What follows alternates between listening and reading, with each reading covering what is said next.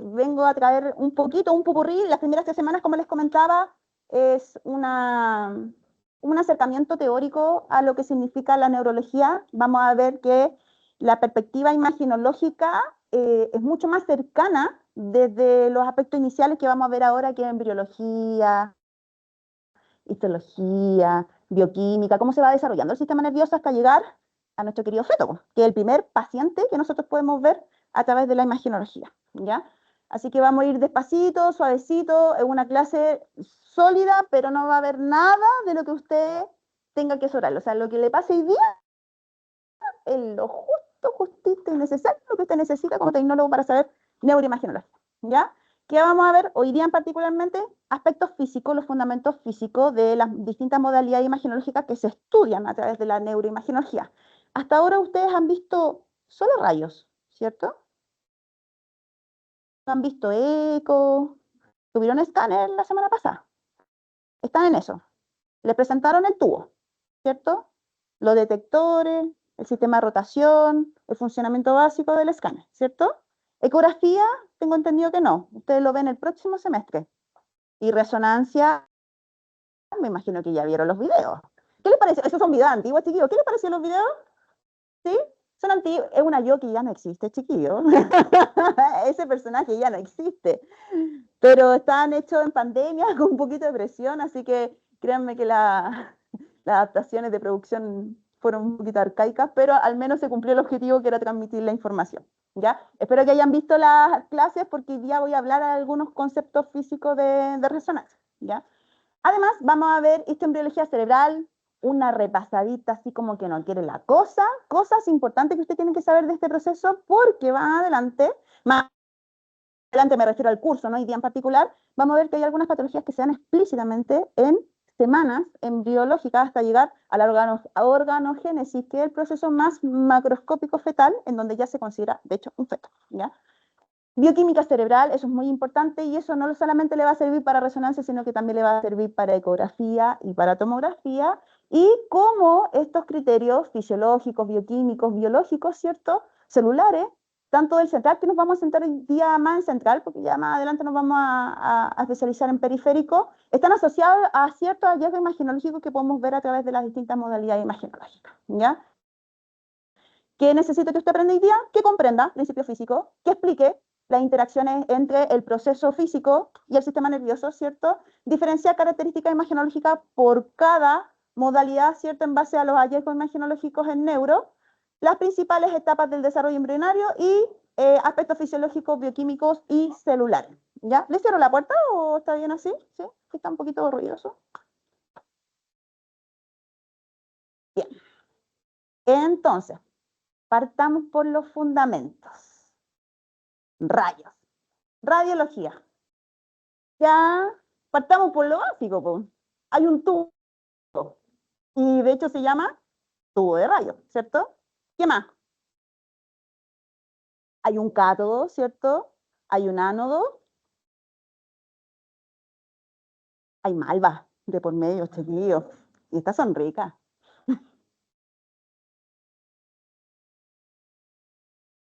Radiación ionizante, ¿cierto? ¿Y qué significa que sea radiación ionizante?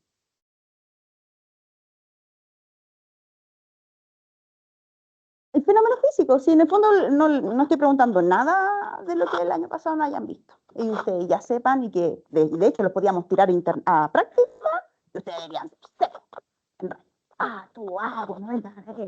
la rótula. Me encantaba el Excel de rótula. ¿Le enseñaron los trucos del Excel de rótula con la tarjetita? ¡Ay, me encanta ese truco! Me gusta que quede, pero perfectísimo. Excepto con los pacientes obesos porque, bueno, un tema técnico no da, ¿cierto? Sí, sí, suéltense, chiquillos. ¿Ah? Hay una ionización de los átomos. Ya, pero hay dos partes en donde se ioniza la materia, ¿cierto? ¿En qué parte?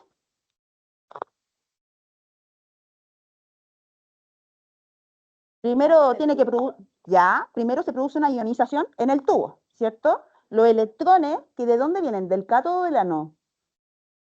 Ah, hasta el día de hoy se confunden, pero tranquila, no le vamos a decir a nadie. ¿Del? del cátodo, ¿cierto? ¿Chocan con qué cosa? Ya. O sea, pasan por el filamento, que es el sistema de transmisión de electrones, porque la corriente es un aumento de electrones en un conductor determinado, ¿cierto? Hasta ahí todo bien. Los electrones salen disparados con un blanco, ¿cierto? Y llega del cátodo pasa al ánodo. ¿Y el ánodo qué es lo que es? Ya, pero la estructura, me interesa que veamos la estructura. De hecho, ahí se ve bueno, esta parte no. Tungsteno, platillo tungsteno, pues chiquillo, y tiene un punto, una línea blanca donde va chocando habitualmente el electrón, ¿cierto? Ok, el electrón choca. ¿Y qué es lo que sale finalmente? Un fotón, ¿cierto? Que en el fondo se traduce en una onda electromagnética. ¿Y eso qué origina?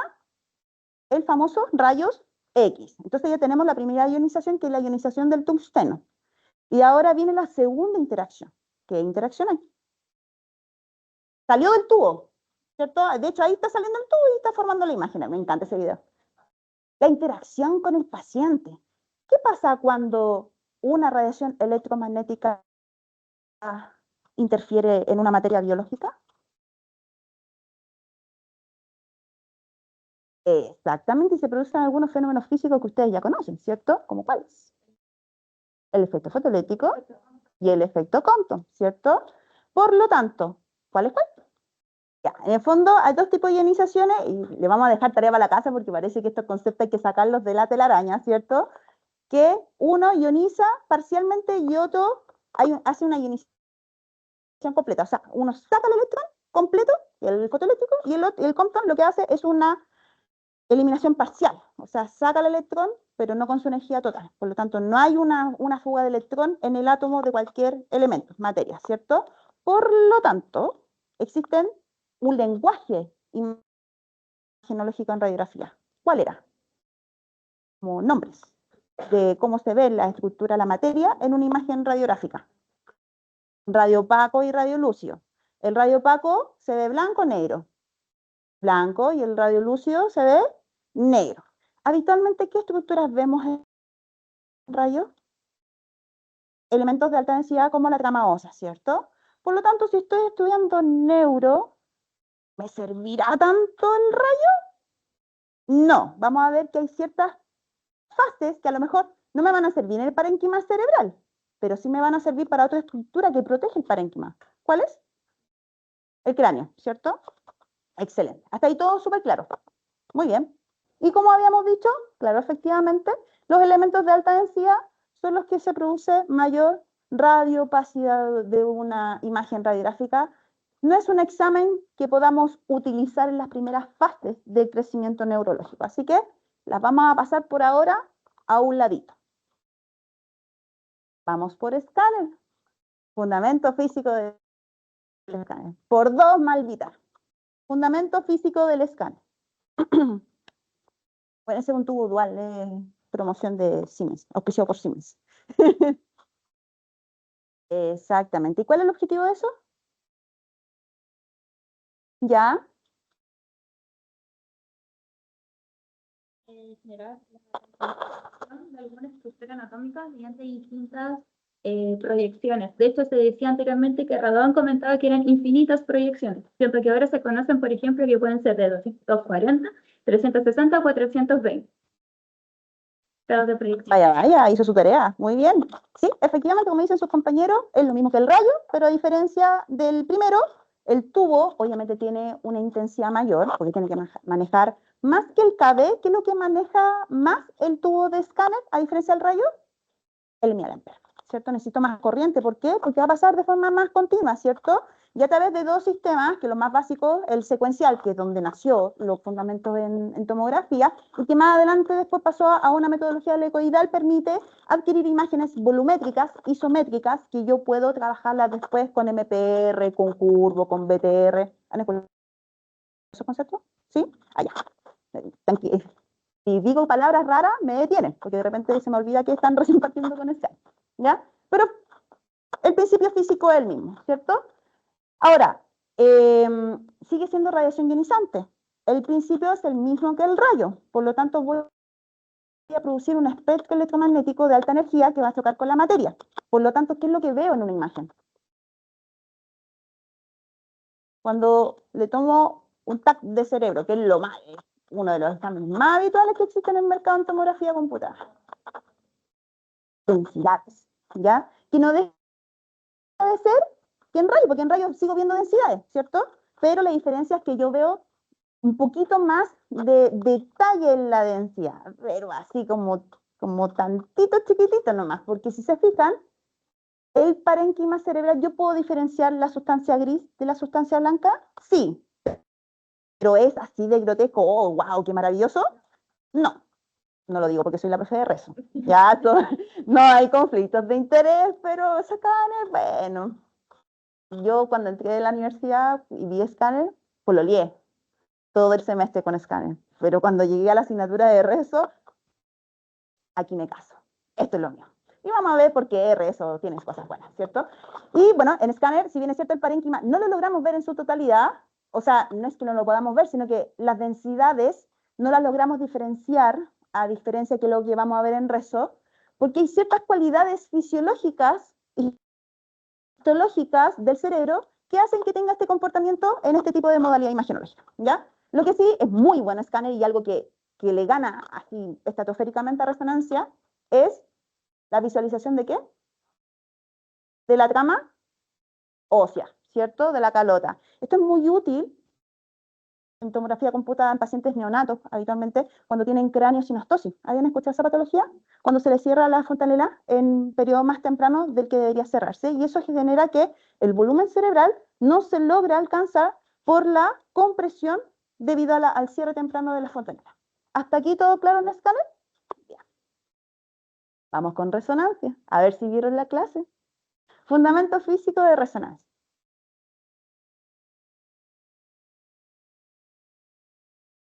Esa frase de memoria que tienen que hacer, porque es maldita. Vamos aumentando la complejidad. Es un fenómeno físico. Partamos por eso, porque ya, que sepamos algo, es un fenómeno físico. Ahí está todo súper claro. En el cual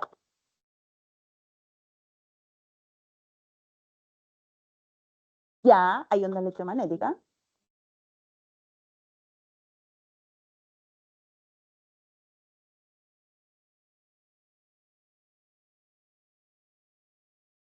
Hacemos el imán.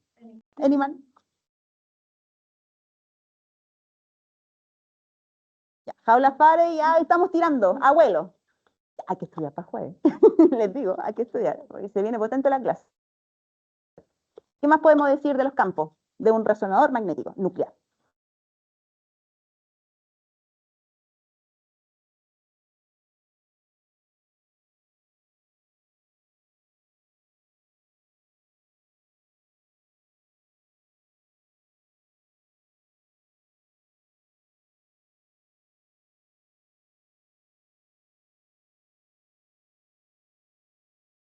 Al revés, de baja a 1A.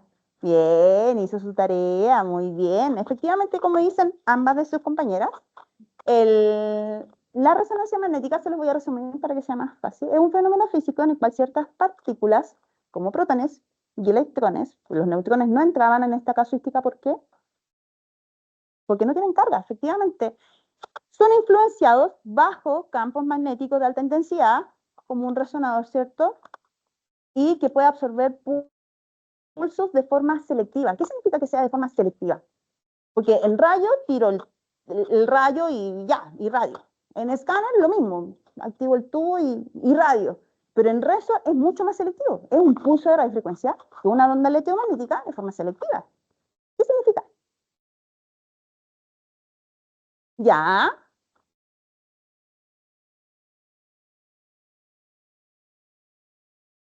ya la body coil, la bobina madre, ¿cierto? Y la bobina específica de acuerdo al segmento anatómico.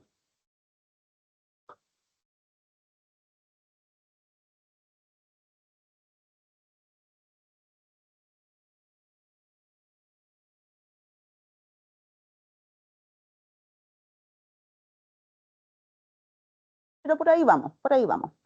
Efectivamente, el resonador tiene influencias específicas, que va a depender de la intensidad del campo. Esto está asociado a la frecuencia de precisión de la partícula, en este caso del protón de hidrógeno.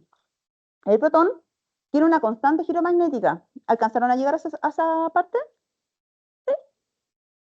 ¿Sí?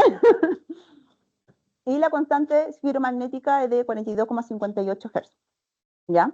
Es un campo de un Tesla. Y eso obviamente varía, como muestran ahí, a medida que yo le aumento los campos, como la influencia de las gradientes, que es uno de los elementos que tiene el resonador. Bueno, el objetivo es que, como dice su nombre, por resonancia magnética. Resonancia, ¿qué significa resonancia así como en la física newtoniana? Que lo hablamos en la clase pasada.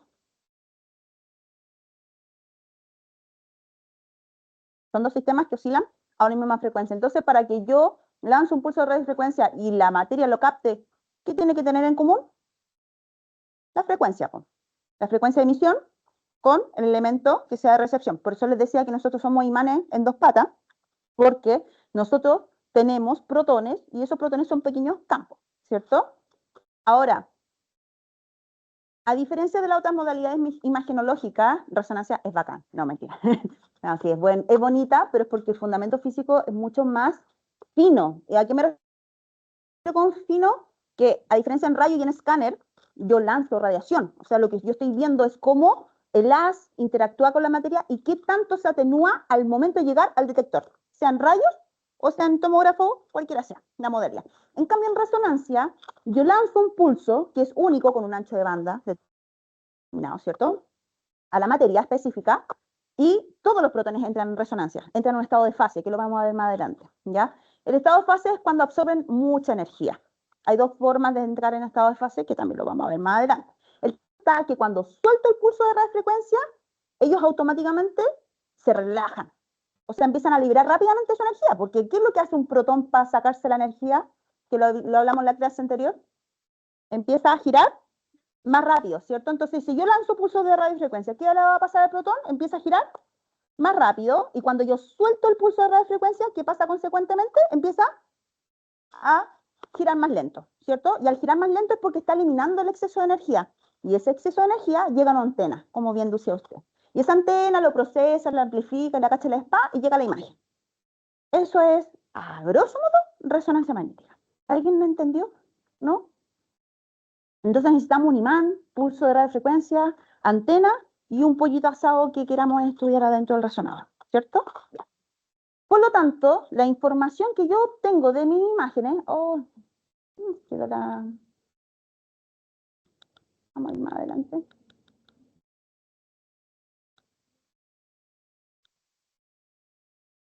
Ahí. Voy a tener dos grandes cualidades en el mundo de imagen, que esto es lo que vamos a ver hoy día, pero muy a lo vuelo pájaro, entendiendo que recién están partiendo con resonancia. Voy a tener dos grandes señales en el mundo de resonancia. ¿Cuáles son?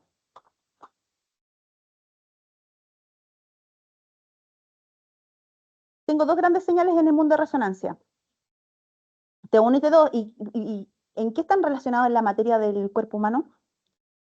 Líquidos, ¿cierto? Y nuestra querida y cálida grasa, ¿cierto? Yo me siento orgullosa, mi grasita. Ah, todo adiposito. Bien entrenado. Bien, entonces, para poder entender cómo funciona, que esto es solamente generarle un pequeño estrés cerebral, tengo que saber las cualidades bioquímicas de la molécula de grasa, ¿cierto? Múltiples cadenas de carbono asociado a un glicerol, ¿cierto? Con enlaces triples asociados a enlaces dobles, los últimos cabezales de repente se dobla la colita con un enlace doble y eso va a generar si es un triglicérido o de alta densidad o de baja densidad. ¿Se acuerdan de eso, cierto? ¿Sí? Bioquímica. ¿Sí? Algo, por ahí va, ¿cierto? Y vamos a estudiar, que eso es más adelante en la asignatura, que tenemos agua en el cuerpo. Y el agua también es una molécula, ¿cierto? ¿Qué moléculas tiene el agua? O sea, ¿qué átomos tiene el agua? Hidrógeno y oxígeno. ¿Y qué estudiamos en resonancia? El hidrógeno, ¿cierto? ¿Y cuánto porcentaje de agua tenemos en el cuerpo? Entonces, ¿la señal del agua será importante en resonancia? Excesivamente importante, ¿ya? Y se van a dar cuenta, a medida que vayamos avanzando en el curso, que no existe el agua, apelá.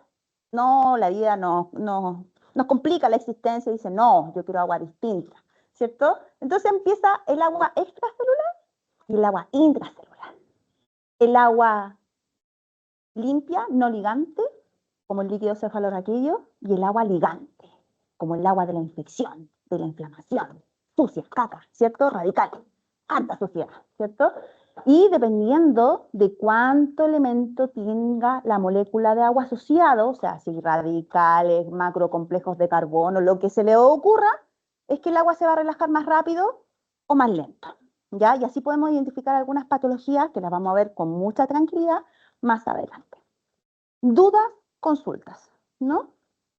Bien, por lo tanto, en base a esta clasificación, nosotros vamos a tener las dos potenciaciones más importantes en resonancia. ¿Hay más? Sí, pero estas son las más básicas. El T1 y el T2. ¿Qué significa el T1? T1. T1. ¿Y qué es lo que pasa a diferencia de otras modalidades imaginológicas? ¿Rezo se demora más o menos que escáner o rayo? Más. Entonces, ¿qué chocamos siempre en rezo? ¿Con qué chocamos siempre? ¿Por qué siempre los tecnólogos de rezo estamos estresados siempre en los turnos? Tiempo. Entonces, ¿el T qué significa? Tiempo. Tiempo 1, tiempo 2. O sea, los ingenieros cuando empezaron a descubrir estas cosas, no, digamos que no fueron muy creativos, pudieron ponerle Kitty, no. Tiempo 1, tiempo 2, ¿ya? ¿Y qué significa el tiempo 1? Que su relajación tiende a ser más cortita, ¿ya? ¿Han visto la clase de módulos básicos de secuencia? TR, T, ¿cierto? El módulo básico, pulso de excitación, pulso de relajación. Eso debe estar listo para el jueves, chiquillo, porque vamos a hablar de eso en el laboratorio de imaginología. Entonces, para que le echen una chusmeada a los módulos de secuencia, que cuando tengo un TR cortito y un tiempo de eco cortito, yo empiezo a ver señales cortitas. Y algunas señales cortitas significa que precesa rápido. Mientras más rápido precese, más cortita la señal. Entonces, si precesa rápido y tiene que entregar su energía súper rápido, ¿qué estructura yo habitualmente veo en un T1? Brillante. La grasa. Como la sustancia blanca. Como que estoy viendo ahí. ¿Cierto? Y al revés en el T2, tiempo 2. O sea, después del tiempo 1, va a sonar súper lógico esto, pero después del tiempo 1 viene el tiempo 2. Por lo tanto, existe más tiempo. Y al tener más tiempo, yo espero y escucho más tiempo de las moléculas. Por lo tanto, en esta imagen, yo voy a empezar a ver estructuras que se relajan más lento, como el agua, porque tienen menos componente molecular, ¿cierto? Por lo tanto, el agua, ¿cómo la voy a ver acá? Hiperintensa. Y la grasa, ¿cómo la voy a ver? Hipointensa. Hasta ahí todo súper claro, ¿cierto? Ya, vamos. Nos vamos a devolver porque nos falta una, que es ecografía. ¿Qué es la ecografía? Se preguntarán ustedes. ¿Habían ubicado el fundamento físico de eco? ¿Saben de los fundamentos físicos de ecografía? Los básicos, los básicos, los básicos. ¿Sí? ¿Alguien que quiera ganarse una maldita? Hay una onda sonora. Eso quiere decir que es una onda de tipo mecánica, ¿cierto? Y puede tener dos tipos de transmisión, que son longitudinal y las transversales, ¿cierto? Que es lo que se ocupa en ecografía, que cambia el fundamento físico. Aquí ya no estoy trabajando con una onda electromagnética, estoy trabajando literalmente con una onda mecánica, y para ello necesito materia, donde pueda trasladarse la onda mecánica, ¿cierto? A diferencia de la electromagnética, que no necesita a veces la materia determinada, puede viajar en el espacio al vacío, ¿cierto? Entonces, como vimos anteriormente, la ecografía se basa en estos dos fundamentos físicos, que lo voy a pasar rapidito, ¿cierto? Y a través de elementos, como el transductor, que es el que ocupa el doctor para hacer la ecografía, en la base del transductor hay unos elementos que se llaman cristales piezoeléctricos, ¿ya? ¿Y qué significa el cristal piezoeléctrico? Es un material que tiende a oscilar, y al oscilar produce un fenómeno que se llama vibración. O sea, este transductor vibra, genera unos golpecitos de onda sonora. Y eso va a generar que genere una distorsión de la materia, cualquiera sea. Al aire, como los músicos cuando tocan instrumentos, ¿cierto? O en el caso del ecógrafo, que va a transmitir una onda mecánica determinada y va a chocar con el cuerpo, ¿ya?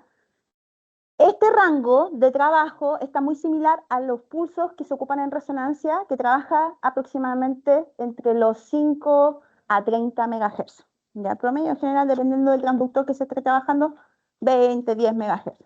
¿Ya? Y eso lo que va a hacer es transmitir, como les comentaba anteriormente, la onda mecánica por este efecto piezoeléctrico, ¿cierto? Y a medida que vaya traspasando la materia, el principio físico es el mismo que en rayos, que en escáner y en resonancia. Esa onda se va a empezar a atenuar, porque traspasa una materia determinada.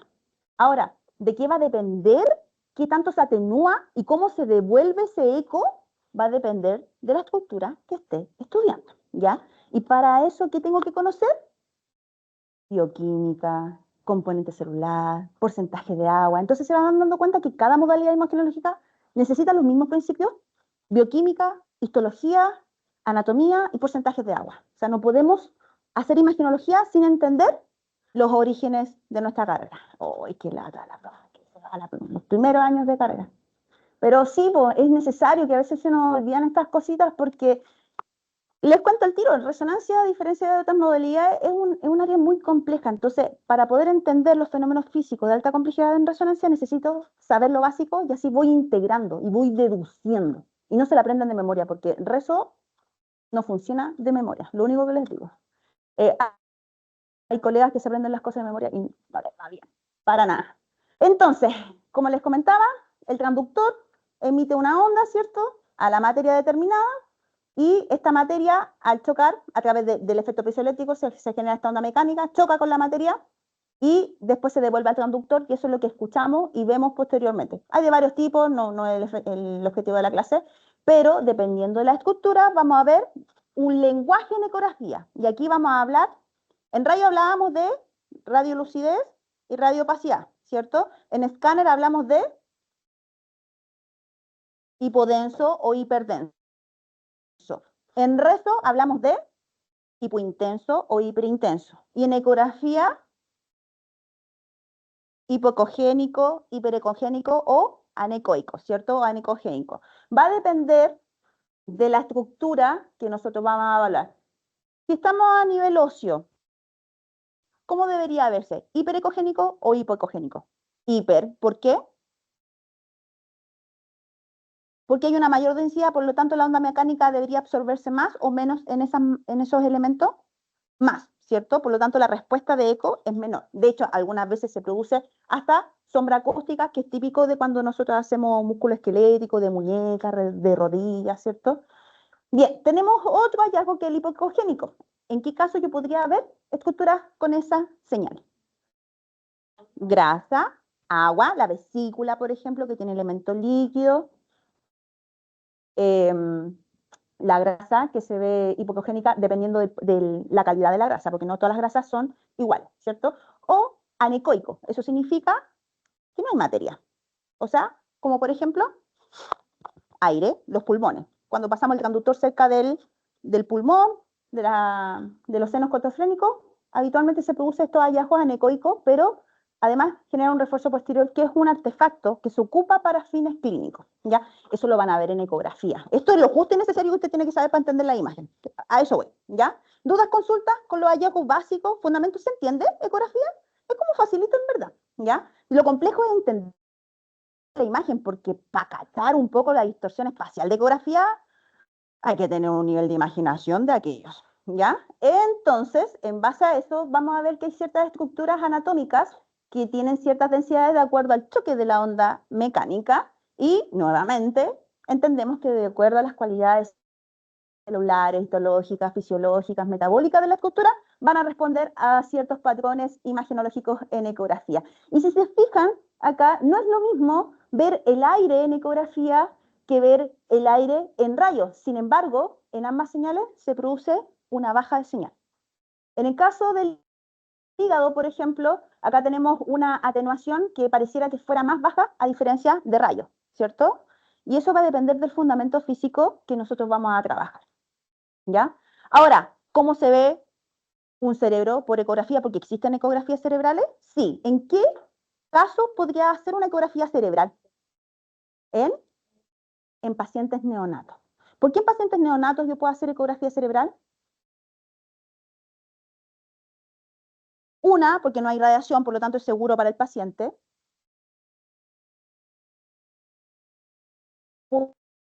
Porque la densidad ósea es más bajita. ¿Y por qué más bajita en los pacientes neonatos? Ya, súper. ¿Cuánto porcentaje de agua tiene un paciente neonato a diferencia de un adulto? ¿Cuánto? ¿Cuánto tiene un adulto? 80. Por lo tanto, un neonato recién nacido, recién salido del horno, 90, 90, 95, dependiendo del caso. Por lo tanto, que es lo que voy a ver habitualmente en una imagen de ecografía cerebral, más porcentaje de agua. ¿Y qué es lo que estamos viendo ahí? Es lo que pareciera, porque la profe está diciendo, parece, que es un cerebro. ¿Y qué plano sería? Así como un punto de imaginación. Échenle, chiquillos, hoy día estamos para equivocarnos. No vamos a subir esto a YouTube.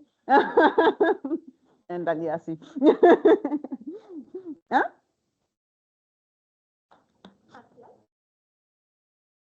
¿Qué es esto?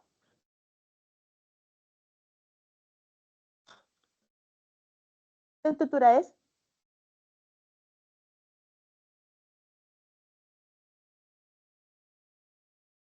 Es que eso, pues, dije que en ecografía hay que tener un grado de imaginación. Yo no sé cómo lo hacen los chiquillos de eco. De verdad, yo admiro a los chiquillos de eco porque el fundamento físico no es tan difícil, pero ver las imágenes es otro cuento. Yo creo que tenían que ir a Walt Disney y volver para ver ese tipo de imágenes. Esto pareciera que fueran las astas ventriculares. Entonces, si estoy viendo las astas ventriculares, ¿qué es lo que está al medio, arribita, eso?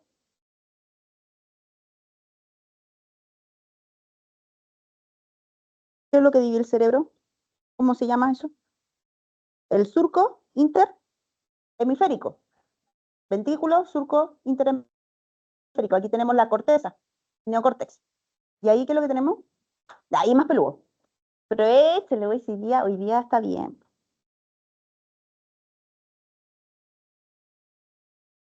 Imagínense que aquí está el transductor.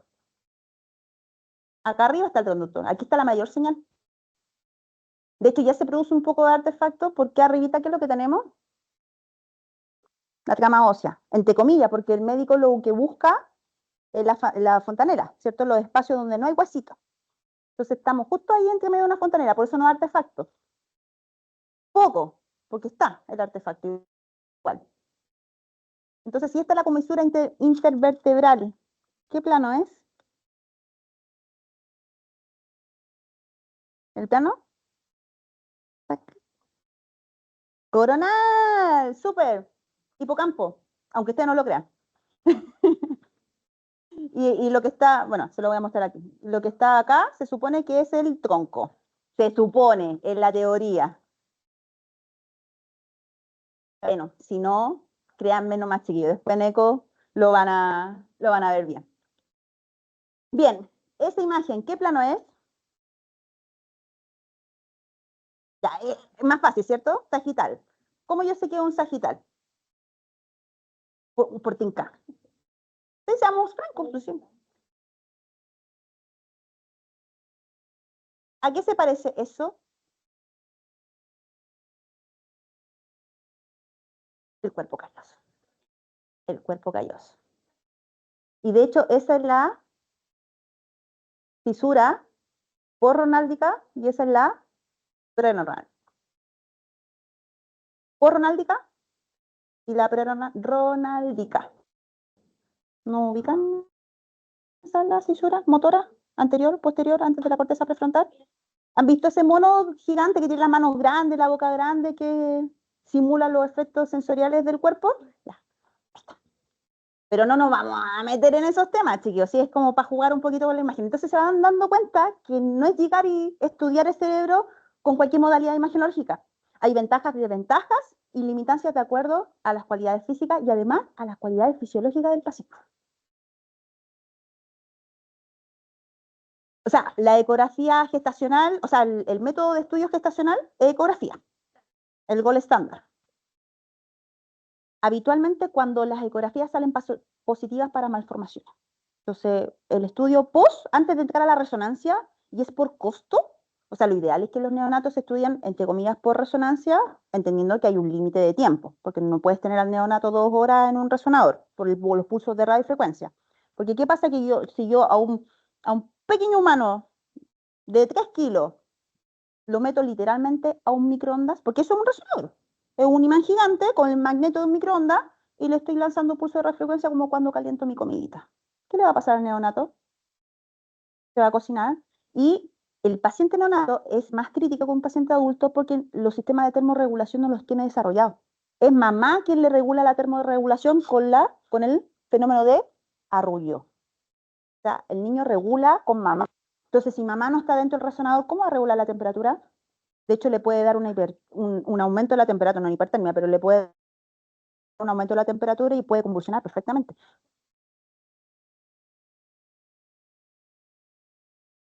No puede. Es que va a entrar la señal de mamá y va a entrar el artefacto. Exactamente. Y aparte que consideré que la estructura que voy a estudiar del neonato tiene que estar adentro de la antena. Y la antena ya es una estructura pequeñita. Los que han ido a resonadores al menos han visto que hay carcasas determinadas para ciertas estructuras y son pequeñas, porque necesito estar cerca de la estructura de interés. ¿Ya? Bien. ¿Dudas, consultas respecto a las modalidades imagenológicas? ¿No? ¿Vamos denso? ¿Vamos bien? ¿Piano, piano, valentiano? ¿Sí? Tranquilito, por ahora. Por ahora.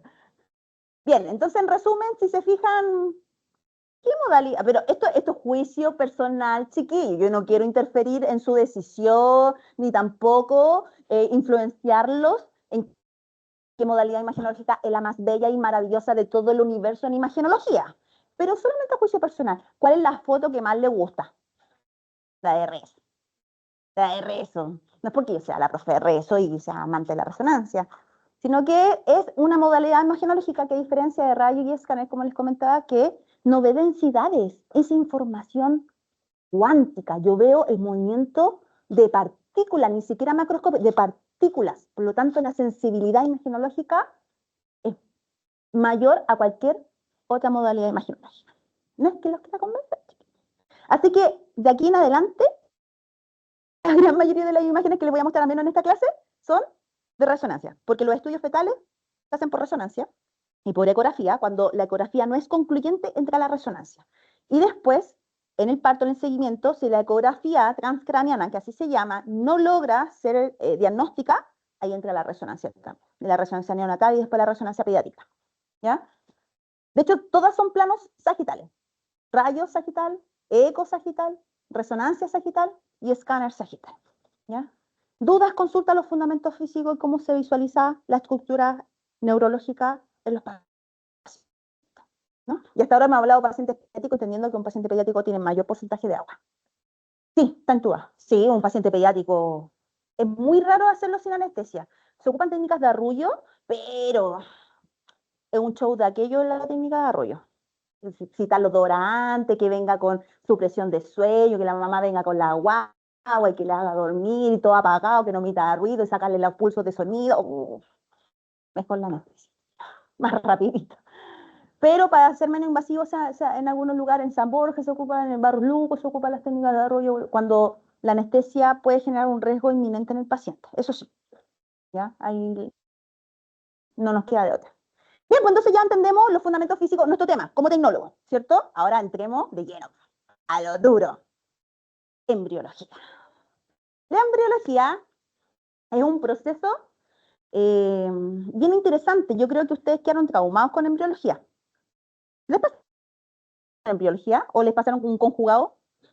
Histoembriología, o sea, un poquito de embriología y después se pasaron rapidito a la histología. ¿Cómo fue su experiencia con embriología? ¿Buena? ¿Horrible? ¿Buena?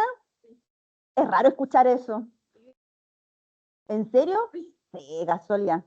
Yo no. Yo no, yo odié la embriología en su momento. ¿Ya? ¿Ah?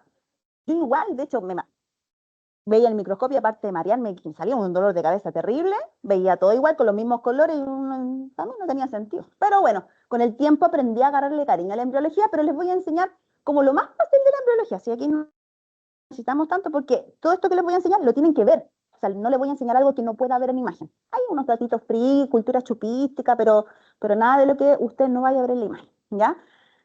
El proceso del desarrollo del humano parte por un tango vertical, ¿cierto? Dos seres humanos que se aparean en un procedimiento de reproducción sexual y se produce el concepto de la concepción, que está en la semana 0, mucho antes de donde dice la neurulación. Entonces, esta tablita es importante, la vamos a repetir varias veces. Ahí. Entonces, para poder conocer el sistema embrionario, hay algunas fases de este proceso que son importantes que usted conozca, porque dependiendo si hay factores de alteración, de activación de genes específicamente, pueden existir anomalías en el desarrollo de este proceso que se ve tan bonito en esa imagen y puede ocasionar malformaciones congénitas que se ven a través de distintas modalidades imagenológicas, en ecografía y en resonancia fetal, en el caso de pacientes fetales, ¿ya? Así que vamos a partir con lo básico de la embriología. Cuando se produce la concepción, se produce el famoso cigoto y automáticamente aparecen 3 fases: la segmentación, la gastrulación y la organogénesis. Cada una de estas fases, chiquillos, no les voy a pasar detalles, no es Pimbega, pero sí necesitamos entender qué pasa en cada una de estas fases, porque hay ciertas patologías que se producen en pacientes fetales que se pueden ver producto de los errores que se producen en estas fases, ¿ya? Y las vamos a ver una a una. Los primeros días del desarrollo se produce el proceso de segmentación. ¿Qué significa la segmentación? Que literalmente se produce una mitosis de este nuevo material genético. Cada una de estas divisiones son totipotenciales. ¿Eso qué quiere decir, chiquillos? Que sean totipotenciales. Una es a la otra, ¿cierto? Son iguales, idénticas en genética, en organelos, ¿cierto? Y material genético mitocondrial, ¿cierto? Y nuclear, porque tenemos 2 tipos de materiales. De hecho, el material genético mitocondrial lo heredamos solo de la mamá, por el óvulo, ¿cierto? Hasta ahí todo súper claro. Bien, entonces, cada una de estas células se va a llamar blastómero. Un blastómero es una célula que se replica de la célula previa, ¿cierto? Del día 1, y que tiene la capacidad de cambiar su respuesta celular y diferenciarse, cualquiera sea, que son las denominadas células madres, ¿ya? Por eso son totipotenciales. Esto se produce hasta el día 5-6. ¿Y qué pasa en el día 5-6? Algunas referencias bibliográficas hablan del día 4, pero ya del 5 es seguro, se produce una acumulación de estos blastómeros y se conoce como la mórula, ¿cierto? La mórula son un grupo de blastómeros que algunas referencias bibliográficas hablan de 12 o de 16 blastómeros para considerarse mórula. Si ya de arriba de 12 ya es una mórula. Esta mórula, consecuentemente, por ciertas activaciones genéticas que no me voy a meter ahí, porque no es el objetivo de la asignatura, va a reestructurar la composición celular al blastocito. ¿Y qué significa el blastocito? Es una agrupación celular. Una vez que se conforma la mórula, empiezan a agruparse ciertas células y se van a diferenciar en 2 grandes grupos. En los trofoblastos, que es la capa más externa, y el embrioblasto, que es la capa celular o el grupo celular más interno. Y alrededor del trofoblasto, o sea, alrededor del interior, se produce un espacio lleno de líquido que se llama blastocele, que es el espacio donde posteriormente se va a acumular el líquido amniótico. Hasta ahí todo súper claro, ¿cierto? ¿Muy denso? Más o menos. Se la estoy explicando fácil, chiquillos. Bien. El blastocisto, en el día 5-6, está flotando todavía en el útero de mamá. Y en el día 7 y 8 se produce el proceso de invasión, igual que un alien. así de cruel. Por eso las chiquillas cuando quedan embarazadas empiezan con algunos síntomas, como cuáles: náusea, vómito, fiebre, ¿cierto? Aumento de la retención de líquido, porque esto finalmente pareciera que fuera una acción patológica, porque no es común que todos los días quedemos embarazadas, ¿cierto? Por lo tanto es algo invasivo. Y este proceso de implantación tiene varias fases. Una de ellas, que se produce en el día 5 y 6, que cuando ya el óvulo ya está fecundado y se produjo la mórula y empieza a diferenciarse en el blastocisto, suelta la zona pelúcida, que es la capa externa que protegía al óvulo, ¿cierto? Este descascaro, ¿cierto? Ya bueno, sale de la cápsula, eso mejor dicho. Se acomoda, se adhiere y después invade, así, como chopa sangre. Y ahí llega el feto.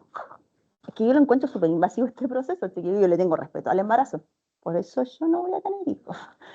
Bien, entonces, ya en el día 8-9, este blastocito está adherido al endometrio y automáticamente cuando se empieza a adherir, empieza a captar algunos procesos, que los vamos a ver más adelante, que van a formar la placenta junto con el trofoblasto.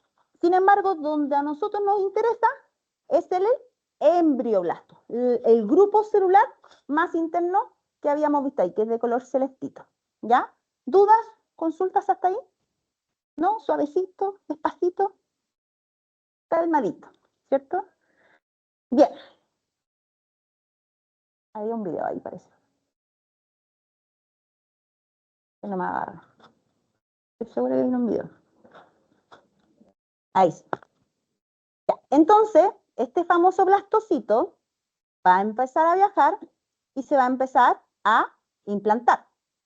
Esta implantación se produce en el endometrio.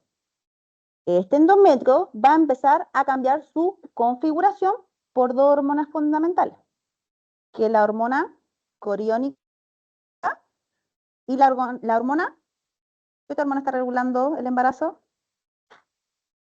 No hay malvitas ahora. No hay malvitas.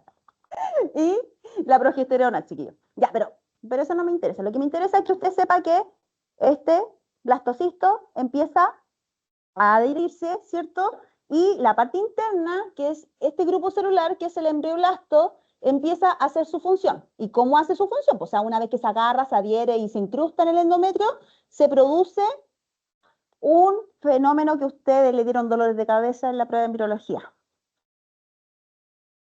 ¿Cómo se llamaba? Esa cosa rara que parecía un chapalele medio extraño en las fotos de embriología. ¿Se acuerdan? ¿No? Disco bilaminar embrionario. ¿Les suena eso? Sí, más o menos. Ya. Este disco bilaminar, que después se convierte en un disco trilaminar, pero inicialmente es bilaminar, lo que hace es dividir este blastocisto en dos partes, en dos láminas literalmente. Y ellas conforman el hipoblasto, que es la cara ventral de nuestro futuro bebé, y el epiblasto, que es la cara dorsal de nuestro futuro bebé. Hasta ahí todo claro, ¿cierto? Bien. Y consecuentemente, hacia un lado vamos a tener la cavidad blastocística y hacia el otro lado vamos a tener la cavidad amniótica, que es donde se va a alojar nuestro futuro bebé. Todo claro hasta ahí. El meollo empieza acá. Entonces, posterior a eso, se empiezan a aparecer y activar mediante activaciones genéticas algunas estructuras como la notocorda. ¿Les suena ese concepto? La notocorda es un segmento central de este disco, ¿cierto? Que nos va a ayudar a que se empiecen a movilizar estas capas celulares que van a formar después los órganos del cuerpo del feto, ¿ya? Bien. Para ello, se produce en las siguientes fases, porque les había hablado primero que se producía la segmentación. ¿Qué era lo que era la segmentación? La división celular, simple, hasta formar la mórula y después el blastocisto. Hasta ahí todo bien. El blastocito necesita configurarse a esta parte y esta parte se llama gastrulación. Esto se produce en todos los animales, Y literalmente la gastrulación, ¿qué es lo que hace? Gastrula, envuelve, ¿ya? Estas paredes o estas capas se empiezan a recoger por ciertas activaciones neuronales. ¿Y qué es lo que se forma? La notocorda y el canal primitivo, o la fosita primitiva. ¿Y esa qué va a formar más adelante? El canal primitivo, la fosita primitiva, el tubo neural. Y la notocorda, ¿qué es lo que forma más adelante? Es un precursor de... Va por ahí, casi, casi. El sostén de la columna vertebral. ¿Ya? Entonces la notocorda es un precursor, no es que vaya a formarlo finalmente, es un precursor, un activador de toda nuestra trama ósea vertebral, mientras que la fosita primitiva o el canal primitivo, ¿cierto?, ayuda a formar más adelante el canal neural. Entonces se forma este espacio que posteriormente va a formar nuestro canal. Una vez que ya está formado esto, este espacio al medio del disco y la capa superior o el endodermo y la capa inferior, el ectodermo, que es la cara posterior de nuestro bebé, se empiezan a abrir por un sistema de activación genética. ¿Y qué se produce entre medio del ectodermo y el endodermo? El mesodermo, ¿cierto? Y esas tres capas, el endodermo, el mesodermo y el ectodermo, van a formar nuestro querido ser humano, ¿cierto? Hasta ahí todo súper bien, ¿cierto? Bien, entonces ya en la tercera semana, o sea, en el día 21, el ectodermo, no sé si tengo otra fotito por ahí. No. El ectodermo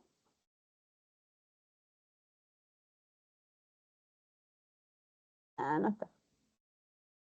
El ectodermo, la capa más externa, tiene unas perillitas laterales. ¿Cómo se llaman estas? ¿Se acuerdan?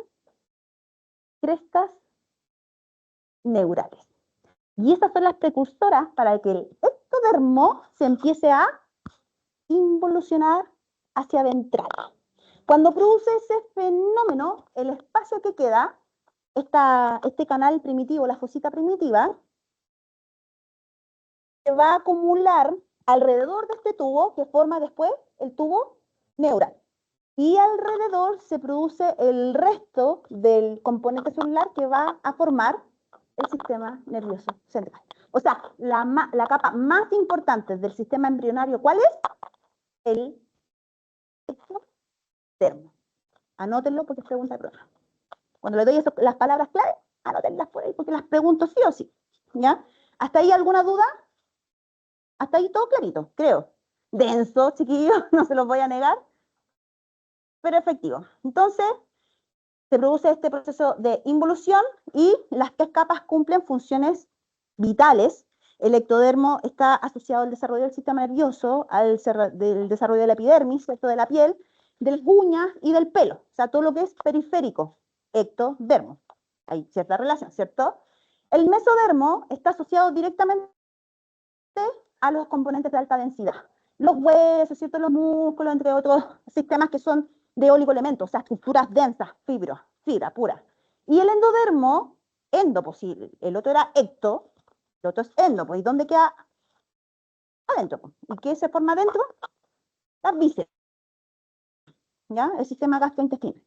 Más adelante, en el proceso embriológico, se produce saco vitelino, se desarrolla el saco coriónico, que van a ser las primeras áreas que van a alimentar al embrión mientras se está desarrollando la placenta, junto con la corona, o sea, el saco coriónico. El saco coriónico es el precursor, después de este proceso, en que se generen las vellosidades coriónicas, obvio, del nombre coriónico, en donde literalmente se van a armar redes vasculares y van a engrosar el endometrio para posteriormente dar origen a la placenta, ¿ya?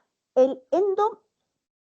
el endometrio se produce este concepto vascular que posteriormente, en conjunto con el saco vitelino, van a formar el cordón umbilical, ¿ya? Pero esos son datos free. Lo que me interesa es que ustedes sepan que la capa que produce el sistema nervioso es el ectodermo. Bien, Entonces, este también es otro videito. Cuando llegamos al día 18, como les había comentado, se produce la notocorda, y esta notocorda, junto con las crestas neurales, van a producir el envolvimiento de este disco bilaminar, ¿cierto? Que con el mesodermo se convierte en trilaminar, y va a formar la cresta neural y el tubo neural.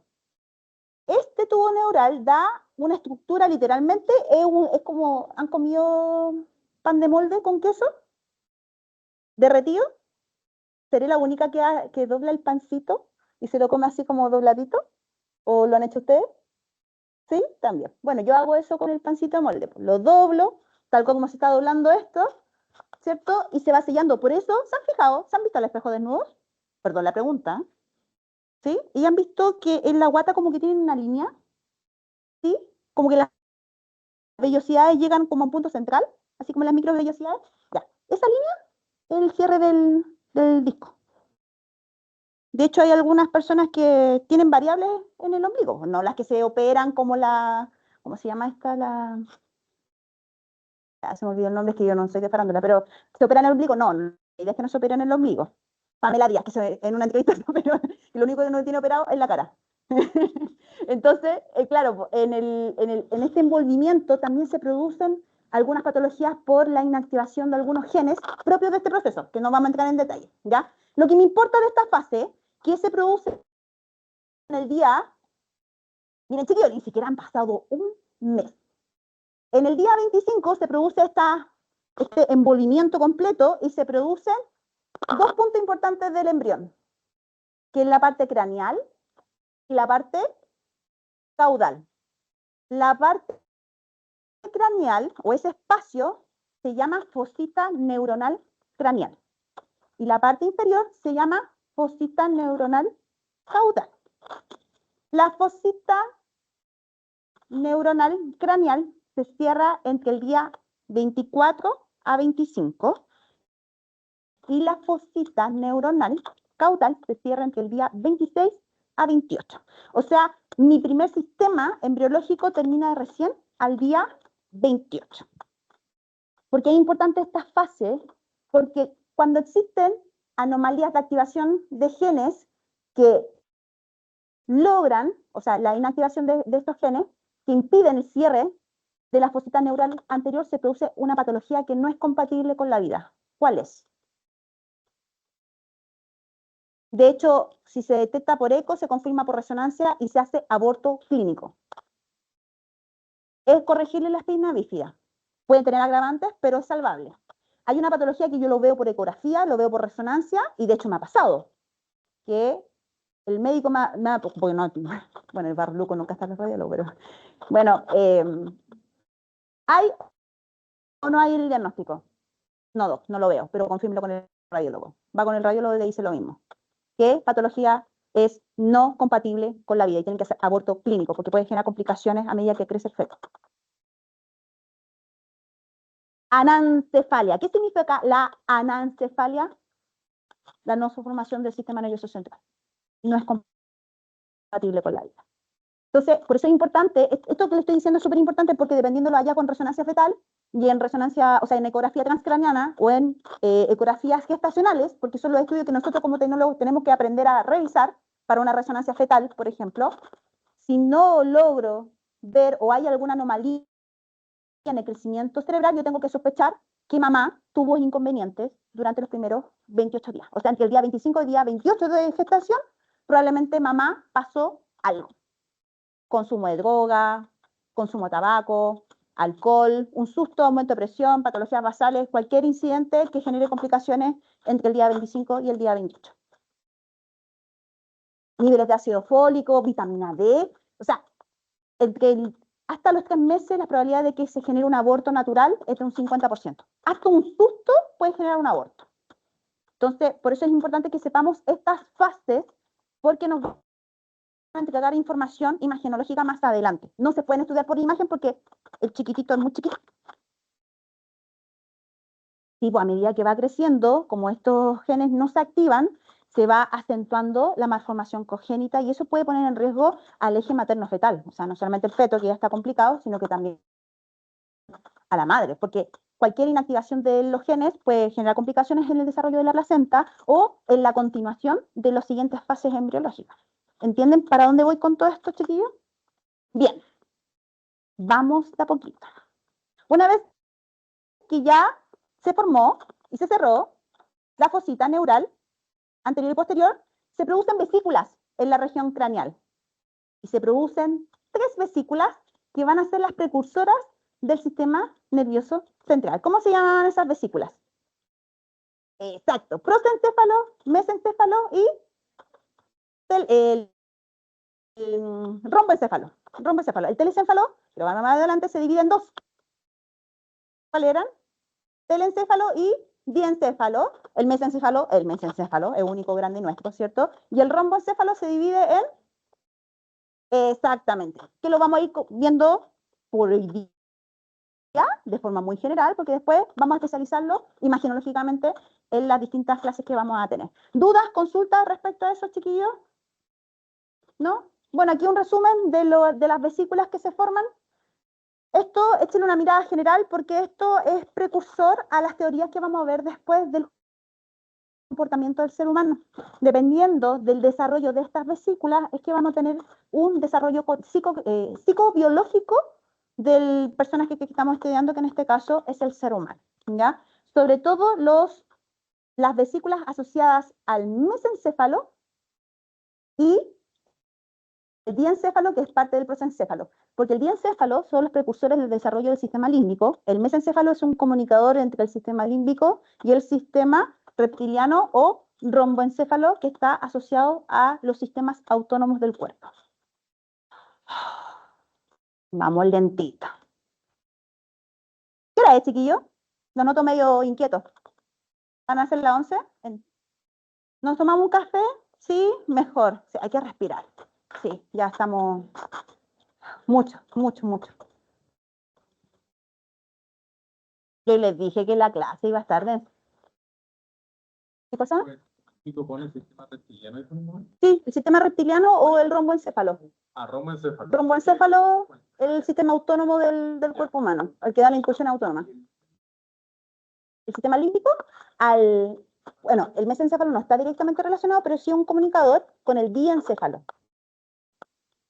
Luego está el telencéfalo, que es la neocorteza, y abajito viene el diencéfalo, que está el tálamo, el hipotálamo, la hipófisis, la pituitaria, la pineal. Todo este sistema más endocrino está asociado al sistema límbico, pero nace del diencéfalo. Sí, por eso en las clases de las teorías del funcionamiento psicobiológico vamos a ver la relación anatómica con el sistema de comportamiento hormonal que están asociados directamente al sistema límbico. Es decir, entendiendo la ciencia, ¿cómo más entretenido, chiquillos? Bueno, yo lo encuentro entretenido, no sé si ustedes, pero yo...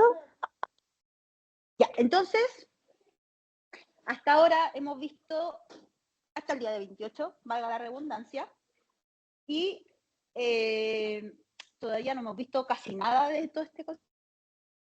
Hemos visto los primeros 28 días. Nos falta toda la gestación, comprenderás. Pero esta parte es mucho más rápida. ¿Por qué? Porque ahora, una vez que ya se formó las vesículas cerebrales que van a conformar el sistema nervioso central, y después de haber pasado la segmentación, la gastrulación, ahora viene la organogénesis. La organogénesis, en el fondo, es el desarrollo de todos los sistemas que van a conformar a nuestro ser humano, pero a nosotros nos va a interesar solo uno, que es la neurogénesis, ¿ya? La neurogénesis es un proceso fascinante, como dice ahí, en donde estas células totipotenciales que se habían desarrollado en el ectodermo van a empezar a diferenciarse, pero vamos a ver que esta diferenciación tiene algo en particular. ¿Por qué?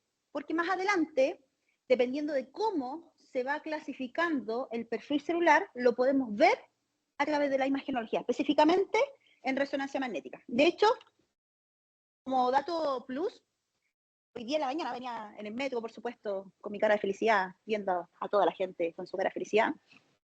Y muchas de estas diapos son del curso de pediatría que estoy haciendo en posgrado, en la Católica del Maule. Entonces les voy a ofrecer, por un tiempo limitado, este video, que son como 1 hora y media más o menos, de neurología pediátrica, en donde no hablo de la embriología, por eso les pasé la embriología, pero sí hablo de la neurogénesis, cómo va migrando y se van desarrollando las células que forman el sistema nervioso y que después, a través de ciertos hitos gestacionales, lo podemos ver a través de la resonancia. O sea, ese curso está específicamente para resonancia, por eso es un bonus track y no parte de la asignatura de neuroimagen. Pero entenderán que fetal o se estudia por eco, que es más limitante, o por resonancia, que es un manjar de imagen, ¿ya?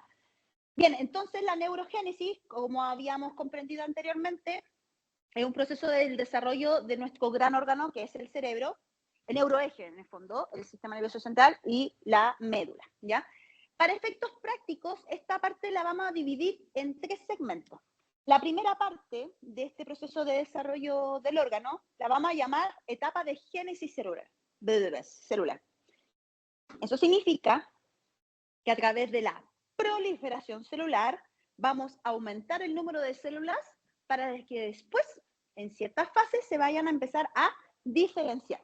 La segunda fase, que se produce en el segundo trimestre, o sea, pasadito de las 24 semanas, 22, 24 semanas, se produce la etapa organizativa, que ahí todo el perfil celular empieza a migrar. Y en la migración, estas células se van ubicando en ciertas áreas de acuerdo a la función que van a cumplir. Y finalmente, la última parte, que es el crecimiento del volumen anatómico, que eso se da durante toda la fase hasta la parte más grotesca del crecimiento cerebral en volumen, hasta los 2 años. Y ya después vamos viendo que el volumen va a variar de acuerdo a las etapas del desarrollo del ser humano, que lo vamos a ver en la próxima clase. No vamos a entrar hoy día en eso. Entonces hoy día, ahora vamos a partir por la etapa de génesis celular. La etapa de génesis celular es una etapa de proliferación. Como dice su nombre, lo que hace es proliferar la célula. Mediante ciertas activaciones de genes, que no vamos a entrar, como les dije anteriormente, en ese punto, las células madres, ¿cierto?, van a empezar a caracterizarse para un perfil. Pero pase pues, mi amor, adelante. Disfrute, disfrute. ¿Ah? Ya, se lo voy a aceptar, mi amor. Ya, me va a tener que esperar. 2 y, ay, perdón, chiquillos, que chiquillos del año pasado. Estas células que pasan de ser células madres a células más especializadas de acuerdo al perfil que van a cumplir, van a empezar literalmente, como dice acá, a migrar, de acuerdo al perfil que vaya a utilizar su composición celular. Esta composición celular, como les decía anteriormente, cumple ciertos criterios de acuerdo al segmento cerebral que vaya a cumplir su función, y eso está directamente relacionado al estadio gestacional. Ahora, ¿cómo lo logran? Primero, terminando el proceso de gastrulación, ya empieza este proceso de desarrollo y masificación de la materia cerebral por sí sola. Las células, como bien visualizan acá, pasan de ser células madres a empezar a caracterizarse principalmente en el complejo neuronal, o sea, las neuronas, y el componente glial, ¿cierto? Que las células que van a dar asistencia literalmente son como las de emergencia, que van a mantener vivas a nuestras queridas neuronas. Por lo tanto, a medida que vamos avanzando en el periodo gestacional, hay un crecimiento significativo del volumen cerebral asociado a esta proliferación celular. Y desde la semana 4 ya nuestras queridas células se empiezan a caracterizar nuestras 2 grandes señales del sistema nervioso central. ¿Cuáles son? Las 2 grandes señales que vemos en cualquier imagen de cerebro en imagenología. Sustancia gris y sustancia blanca, ¿cierto? Entonces, estas células empiezan a migrar, las neuronas específicamente, a toda la materia gris, o donde se va a ubicar la materia gris, mientras que el resto de las células que van a cumplir funciones gliales, ¿cierto? O en la materia glial, se va a alojar en la sustancia blanca, ¿ya? El proceso de proliferación va casi de la mano con el proceso de migración. Así que desde la semana 4 a la semana 28, hay una evolución del crecimiento cerebral, no solamente en la anatomía, sino que también a medida que se va desarrollando la corteza cerebral o la sustancia gris, se van formando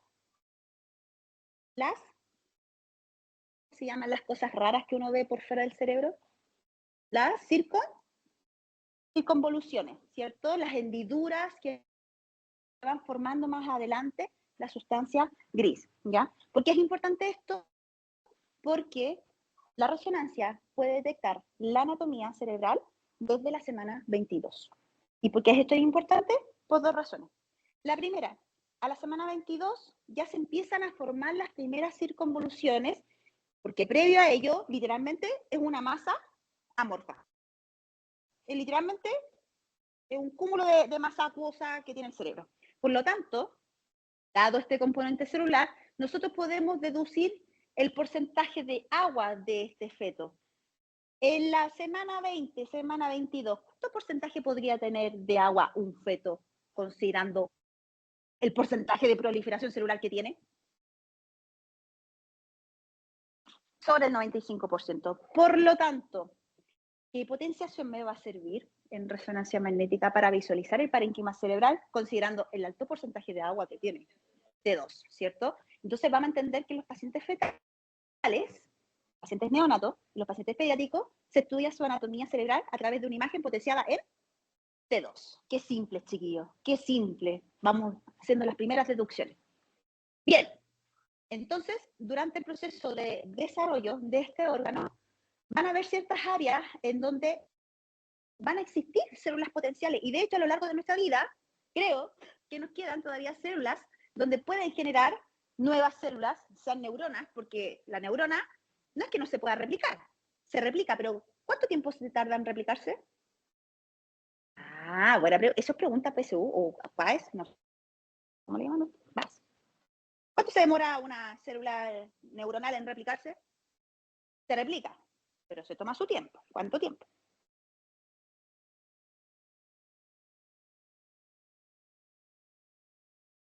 Son extremadamente diferenciadas, por eso se demoran más, pero se tardan cerca de 70 a 80 años en diferenciarse. O sea, que crezca una nueva célula, un perfil neuronal, se toma su tiempo, pero por ejemplo, si nosotros, hoy día yo estoy produciendo neuronas, el máximo potencial lo voy a lograr a los 80 años, tal vez, 70 años, porque la célula necesita primero crecer, diferenciarse, madurar, ¿cierto? A diferencia de las células gliales que nacen rápido, pero también mueren bastante rápido, ¿cierto? Bien, hay algunas áreas que son de interés para nosotros, que de hecho en pedagogía es muy interesante estas áreas, como el hipocampo, que son áreas del aprendizaje de los recuerdos de largo plazo. Y es ahí donde podemos tener algunas células donde pueda desarrollarse una diferenciación celular. O sea, en esa zona, en el hipocampo, en las amígdalas, que son el área de estrés emocional, ¿cierto? En los ganglios basales, ¿cierto? Que comunican la corona radiada, el hipotálamo, el bulbo, que son áreas donde se sincroniza el sistema límbico, el sistema emocional de nosotros, tienen posibilidad de producir génesis durante toda nuestra vida, ¿ya? Bien, pasadas las 22 semanas, en donde les comenté que la resonancia fetal no es útil inferior a las 22 semanas porque no hay circunvoluciones y literalmente es una masa amorfa, pero también, además, pasa que entre la semana 22 y la semana 24, el feto pasa de una posición podálica a una posición cefálica. ¿Qué significa esto?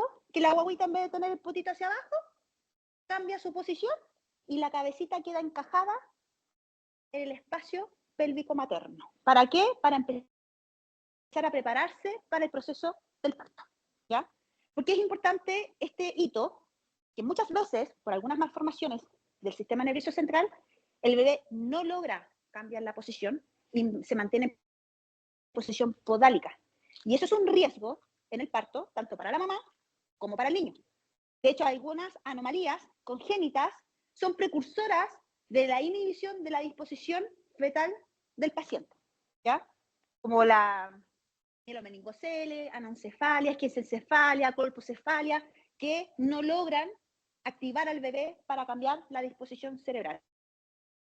Esto también es muy importante imagenológicamente porque no es lo mismo hacer una resonancia fetal con la cabecita acraneal, ¿cierto?, que con la cabecita encajada en la pelvis. Si el paciente logra la posición cefálica, para mí es más fácil seguirle el ritmo. ¿Por qué? Porque está más limitado el movimiento. Pues. En cambio, si está en posición podálica, créanme, chiquillos, los fetos con los resonadores no les gustan a los bebés. Definitivamente, es mucho ruido. Entonces, tienden a moverse más y no logro el examen. ¿Por qué? Porque como les comenté anteriormente, la resonancia literalmente es un microondas. Si usted le tiene que explicar a un paciente cómo funciona un resonador, es un microondas. Y yo puedo meter a la mamá embarazada a un microondas. O sea, ¿puedo o no puedo hacer resonancia a una paciente embarazada? Sí. Pero ¿qué limitancia tengo?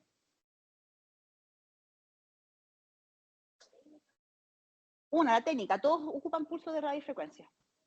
O sea, voy a estar inmerso en un imán y además las voy a estar estimulando con pulso constantemente. ¿Qué va a pasar si un feto que tiene un 95% de agua está inmerso en el líquido amniótico en un sistema acuoso del eje materno-fetal? Termorregulación.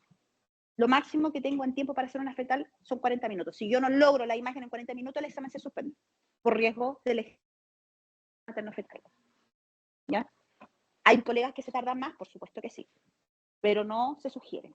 Porque, ¿qué pasa con el agua? ¿Es un alto conductor térmico o un bajo conductor térmico?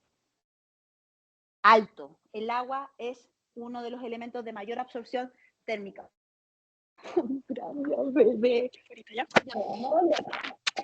Qué rico, sí. Voy a tomar.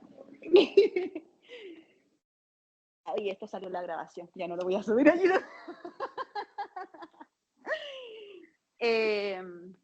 Ya, entonces, verán que la semana 22 a la semana 24 es un periodo gestacional de mucha importancia. Sobre todo para los estudios fetales de neuro, porque podemos hacer fetal de cuerpo, fetal musculoesquelético y fetal neurocentral y neuroperiférico. Bien, entonces, las células, como habíamos dicho, se proliferan y migran. Ya en la semana 22-26 se nota más el proceso migracional. Y aquí ocurre la segunda fase, que es la etapa del segundo trimestre, que es la etapa organizativa. Eso quiere decir que ya las células se empiezan a organizar.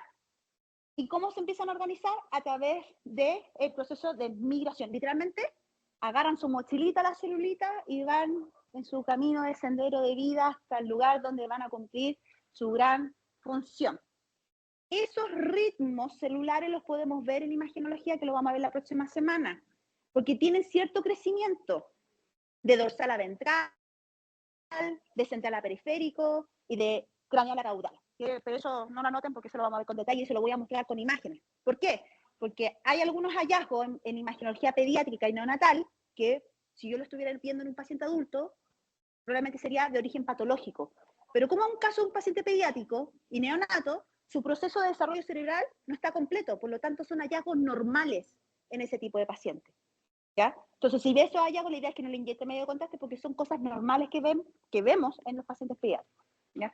El proceso de migración ocurre, como les decía, entre las 24 y 26 semanas, y sobre la marcha, y un poquito antes también, se produce el proceso de mielinización.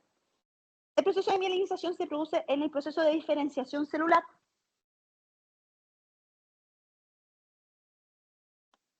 Que parte desde el proceso de la migración neuronal. Estas viajan, como le decía, en complejos gliales, en complejos neuronales, y como empiezan a formarse las neuronas con sus dendritas y sus acciones, como habíamos visto anteriormente, sobre la marcha se va produciendo la mielina. Y la mielina la podemos detectar con resonancia. La mielina, ¿qué es lo que es, chiquillo? Grasa. Por lo tanto, ¿cómo yo quiero verla? Con un T1. En imagenología en resonancia, por el porcentaje de agua, el T1 se limita solamente a aquellos segmentos que sé que por condiciones normales debería crecer la mielina. O sea, en ciertos estados gestacionales me permite el T1 visualizar anatomía, ¿ya? Que fetal, imposible. Pero ya neonatal podemos empezar a utilizar un T1. Entonces, como les comentaba, las interneuronas se empiezan a diferenciar según el segmento, donde están ubicadas, entre el encéfalo, romboencéfalo, mesencéfalo, ¿cierto? Y a medida que van avanzando, les va creciendo la axón, van formando las primeras dendritas y se va formando el árbol o el crecimiento dendrítico. ¿Qué pasa cuando existen anomalías en el proceso de migración? Pasan muchas cosas. Causas: mala posición de la corteza cerebral o los núcleos que van a formar posteriormente la comunicación con la corona radiada, puede producir en los pacientes epilepsia refractaria, ¿cierto? Autismo o déficit atencional. Sobre todo cuando hay consumo de sustancias varias.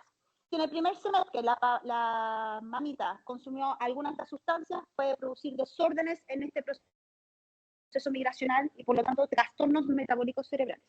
Desnutrición del eje materno-fetal puede producir una disminución volumétrica cerebral de un 20 e inclusive más. O sea, podemos ver pacientes con, ¿cómo se llama cuando el cerebro es más chiquitito de lo habitual? Microcefalia, ¿cierto? Bien, la mielina también es una sustancia que es fundamental en el proceso de identificación imagenológica. Y este ocurre ya en su máxima formación cuando ya está a punto de parir la mamita y ya en los estadios más avanzados, los primeros 6 meses, se empieza a diferenciar más la mielina, ¿ya? En el segundo semestre empiezan a nacer las emergencias de las raíces, los padres craneales, ¿cierto? Pero eso no lo vamos a ver hasta cuando veamos sistema reticular. Y hay algunos criterios que, dependiendo de cómo migra la célula, vamos a ver que hay ciertos procesos cognitivos del niño que va desarrollando a medida que va creciendo. Hay algunas áreas que se desarrollan antes y otras después. El niño, a finales de los 2 años, por ejemplo, tiene desarrollado su proceso motor, o sea, la neocorteza. Antes de eso, es poco probable que el niño pueda recurrir a la motricidad controlada, porque esas circunvoluciones y la corteza no está desarrollada completamente. Las áreas posteriores, que son las áreas visuales y olfativas, se desarrollan antes que las áreas visuales directas, por ejemplo, por el desarrollo del nervio óptico versus los auriculares, que son los segmentos que detectan estos tipos de tractos. No, a mí me estoy yendo a lo profunda. Bueno, pero los nervios visuales, por ejemplo, se desarrollan más tardíos que el sistema auditivo. Y así, dependiendo de cómo se va desarrollando el cerebro, vamos viendo desarrollos cognitivos del niño. Y alguna anomalía de estos sucesos, de esta migración y diferenciación celular, dependiendo del estadio gestacional, pueden producir anomalías congénitas que ya son conocidas por la bibliografía, ¿ya? Que no las vamos a ver ahora, sino que las vamos a ver en la tercera unidad, ¿ya? Entonces, una vez que proliferan, migran, se empiezan a diferenciar. Neuronas, células gliales, ¿ya? Y, bueno, antes de que se empiezan a diferenciar completamente, pasan de neuroblastos y después se caracterizan de acuerdo a la función que va a realizar. Y esto finaliza en un porcentaje alto, no completo, en el nacimiento. Ahora, ¿por qué es importante el proceso de diferenciación celular? Porque no es lo mismo un recién nacido de 35 semanas, de 36 semanas, de 37, 38, 39, 40, 41, 42. El cerebro, mientras más tiempo esté dentro de la mamá, mayor maduración va a tener, ¿ya? Así que lo importante es que la mamá tenga la mayor cantidad de tiempo al feto para que se produzca el proceso de migración y diferenciación celular lo más que se pueda. ¿Dudas, consultas de esta fase? Esto es lo más simple que le puedo explicar del proceso de migración celular, porque hay hartas fases adentro, pero no van al caso. Pero sí es importante que lo sepan porque lo vamos a ver la próxima semana en imagenología.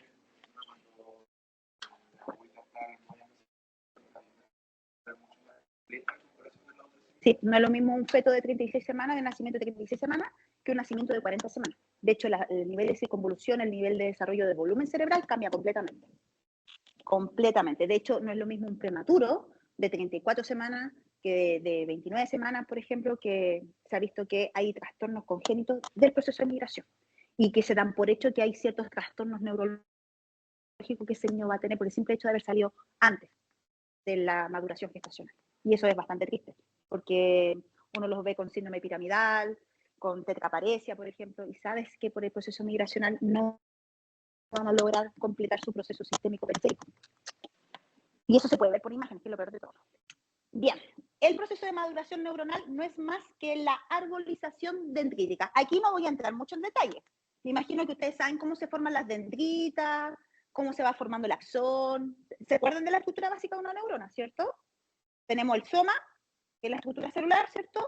Y tenemos las patitas chiquititas, que son las dendritas, que esas van a ser la comunicación entre neuronas y que a través de estas dendritas tenemos las vesículas dendríticas donde se produce el proceso de sinapsis, que es la transmisión de los neurotransmisores, ¿cierto? No voy a entrar en mucho detalle con eso porque eso no se puede ver por imagenología y es fome, ¿ya? Lo importante de las dendritas es que el crecimiento de las dendritas se da a lo largo de toda nuestra vida. Y las dendritas, se ha visto en los últimos estudios, que son bastante selectivas. De hecho, el otro día, no me acuerdo dónde mi chica lo vi, pero lo leí por ahí, que decía que las células son selectivas en el proceso de sinapsis.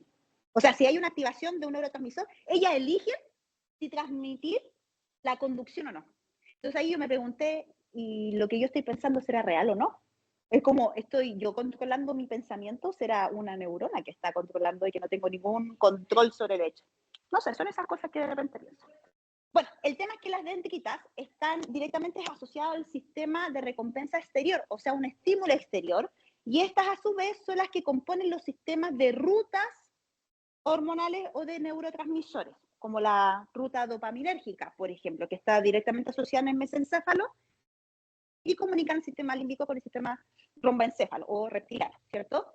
El tema está que cuando estas dendritas van creciendo son oligoelementos que van formando estas redes. Pero cuando usted no ocupa esa red, ¿qué pasa con la dendrita? Muere. Y se produce un concepto que se llama... Ah, estaba la grabación ahí. ¿Sí? Bueno, pero ahí giraba la dendrita, después le mando el videito. Cuando no se ocupan estas redes dendríticas, lo que se produce es una poda dendrítica. Hay ciertas hormonas precursoras que lo que hacen es eliminar estas rutas de oligoelementos porque interfieren en el proceso de crecimiento de nuevas rutas de comunicación neuronal y eso consecuentemente impide que ciertas neuronas se vayan comunicando porque hay rutas que ya no sirven. Entonces, literalmente cada cierto tiempo hay ciclos de poda dendrítica, ¿ya? Una vez que el niño nace, dependiendo del estado gestacional, vamos a empezar a ver los primeros hitos de migración neuronal, que es la mielinización, que es el punto más crítico en imagenología, que ve las características de crecimiento cerebral, y eso termina su primer ciclo a los 2 años, donde se completa el volumen en su totalidad cerebral. Por eso los niños son medio cabezones a los 2 años. Tienen el cuerpo chiquitito, pero tienen así la cabecita. Porque lo primero que se desarrolla en volumen orgánico, así como el órgano que primero que se desarrolla, es el cerebro, porque él tiene que comandar todo el cuerpo, ¿cierto? A medida que nosotros vamos creciendo, se van desarrollando ciertos tractos de comunicación, y uno de los tractos más importantes es el cuerpo calloso, que comunica el hemisferio derecho con el hemisferio izquierdo, ¿ya? Y finalmente hay algunos autores que hablan de los 25, yo sugiero por un tema personal, a los 30 años ya se finaliza recién el proceso de maduración cerebral, ¿ya? Entonces, comprenderán que el desarrollo cerebral, chiquillo, es un proceso lento, tan lento como esta clase, tan fome como la histoembriología, ¿ya? Y como les comentaba anteriormente, las podas neuronales se dan desde los estadios gestacionales. De hecho, ruta dendrítica que nos sirve, ruta dendrítica que se poda a través de la apoptosis, que son sistemas del componente glial que son precursores de la apoptosis celular para optimizar las rutas dendríticas que se van a desarrollar más adelante. Y eso es lo que ustedes forman cuando aprenden, chiquillos. Si yo repito varias veces un ejercicio, esa ruta dendrítica la voy a reforzar más con oligoelementos que generan esta sinapsis repetida y hacen que esa ruta se genere de forma más expedita.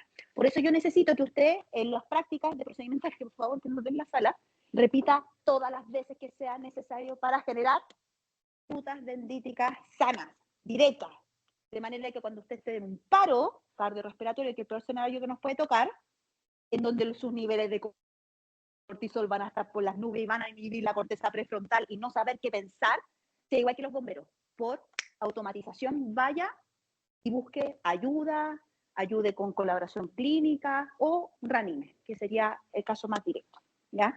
En una emergencia, el chiquillo, la corteza prefrontal se bloquea y lo único que nos queda es el sistema límbico. Es ahí donde yo tengo que entrar para que les quede la información para que usted sea efectivo en una emergencia, ¿ya?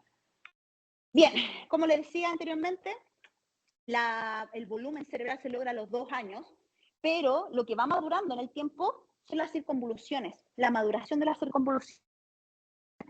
Y obviamente la maduración de áreas de activación dependiendo del tipo de activación psicobiológica que va teniendo el paciente a lo largo de su vida, ¿ya? ¿Esto se puede estudiar por resonancia? Sí. ¿Con técnicas avanzadas? Sí. Con técnicas de difusión, con técnicas de tractografía, con técnicas de resonancia funcional que no hemos visto ahora y no les voy a hablar porque es muy complejo. Pero tengan en cuenta que cualquier anomalía en el proceso de migración, consecuentemente, va a traer algún trastorno del desarrollo de los tractos, que son estas líneas que se ven de distintos colores, porque cada color es una dirección del tracto. Y estas se estudian en resonancia. De hecho, el profe Francisco, que nos va a hacer las clases de resonancia funcional, nos va a enseñar, de acuerdo a la dirección del tracto, cómo se pueden hacer predicciones quirúrgicas para cirugía de lesiones primarias cerebrales, por ejemplo.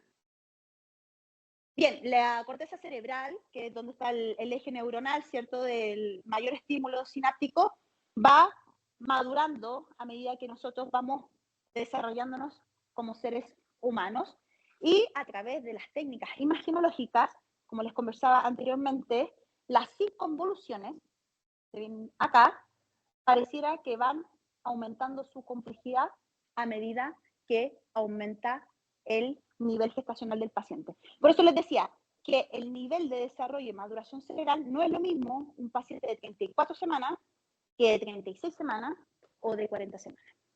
¿Ya? Varía. Por eso hay que tratar de que la mamita tenga a su bebé la mayor cantidad de tiempo posible. ¿Ya?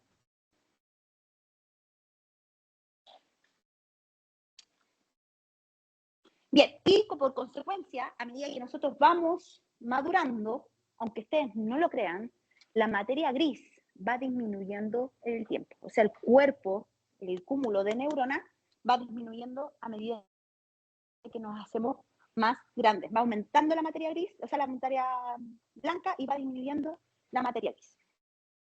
¿Dudas hasta acá? Hasta ahí llegamos con el desarrollo histológico del cerebro. ¿No? ¿O lo saben todo? No saben nada. Una de dos. No lo sé, Rick, parece, uy, está chiquillo. ¿Qué pasa, güey? En sus corazones, tanta tristeza. ¿Sí? ¿Están durmiendo todavía? De verdad que les voy a traer cafeína. Bien, hablemos de las células. Rapidito, ustedes ya la saben, si no, lo buscan. Hay mucho material en YouTube. Yo estos son pantallazos que saqué de videos de YouTube, que son el pantallazo raro del ser humano que se ve ahí, está sin ojos, no sé, se ve como medio diabólico. Pero bueno, ahí está. De hecho, el canal se llama Fisiología DJ, que es un médico que hace las clases, la encontré bien entretenido. Las neuronas tienen varias funciones, ¿cierto? De recepción, análisis, generación, transmisión, y de manera aferente tenemos sensibilidad, integración y movimiento como otras, ¿cierto? No voy a entrar en muchas características, se clasifican de acuerdo al nivel de crecimiento dendrítico, en unipolar, bipolar, monopolar o multipolar, de acuerdo al segmento cerebral que estén ejerciendo sus acciones. Mientras que la glía, que aquí me quiero detener un poco, es el sostén celular donde van a empezar a funcionar nuestras neuronas, ¿ya? Estas se dividen en células centrales del sistema nervioso central y del sistema nervioso periférico, y cumplen muchas funciones. Una de las más importantes, la producción de mielina, la apoptosis celular, la poda dentítica, variación del flujo hemodinámico cerebral, instinto de supervivencia celular, ¿cierto? Mantener la homeostasis, ¿cierto? Los niveles hídricos cerebrales, mantener los niveles de potasio en los procesos de sinapsis, ¿cierto? Equilibrio energético, los ritmos circadianos, los ritmos hormonales, etcétera, ¿ya? Y para eso les dejo una tablita de resumen, esta es súper básica, chiquillos, las más importantes: oligodendrocitos, astrocitos y microglías. Los astrocitos, ¿qué funciones cumplían? Están asociados directamente a la barrera hematocefálica. Dan sostén, dan asistencia celular, de alimentación y de procesamiento de la información sinéptica. Los oligodendrocitos, ¿cuál es su función? Producir la mielina, central o periférica. Central. ¿Y la periférica qué le produce? La célula, ¿cierto? ¿Y las microglías en qué función cumplen? El proceso de apoptosis celular. Están directamente relacionadas con la poda neural, de la activación de las hormonas, que son las precursoras del proceso de la poda dendrítica, ¿cierto? Y las células ependimales, que son las células que bordean los canales donde circula el líquido cefalorraquídeo, como los ventrículos laterales, ¿cierto? El tercer ventrículo, cuarto ventrículo, y además cumple una función de armaje celular del canal ependimario, que es el canal que pasa por el medio de la médula, ¿cierto? Eso también lo podemos ver en resonancia. Bien, entonces, a modo de resumen, nosotros tenemos estos tres grandes componentes: sustancia gris, sustancia blanca y el sistema periférico. No voy a entrar en detalle. Estos resúmenes, mapas conceptuales, se los voy a entregar el jueves, cuando estemos trabajando en nuestra primera sesión. Y acá se los voy a dejar como tarea para ir terminando. Están los porcentajes de agua. Por lo tanto, lo que a mí me interesa que ustedes aprendan: ¿cuánto porcentaje de agua tiene un cerebro? Dado toda esta explicación histológica, celular, bioquímica que hemos hablado hasta ahora. Si un paciente fetal tenía un 95% de agua, yo diría que más, 96, 97% de agua, ¿cuánto tiene un cerebro común y corriente de un personaje de 18, 20 años? ¿Cuánto porcentaje de agua tiene el cuerpo? 80. ¿Cuánto debería tener el cerebro? Un poquito más, un 70% de agua. Por lo tanto, si tiene un 70% de agua, ¿dónde se puede ver mejor? ¿Por escáner o por resonancia? Por resonancia. Solo por el porcentaje de agua, porque si tiene tanto porcentaje de agua, ¿esa estructura es más dura o más blanda? Más blanda. Va a tener mayor o menor atenuación con el rayo, sea rayo o escáner. Menor atenuación. Por lo tanto, las diferencias bioquímicas entre la sustancia gris y la sustancia blanca se van a acentuar o se van a perder en un escáner. Se pierden. Solo por el porcentaje de agua, chicos. Ahora entiende por qué se ven feas la imagen, pero no le digan al profe Cristian. Pero siempre ando pelando el escáner, pues chiquillos, sí. No me gusta, pues la resonancia es más bonita, ¿cierto?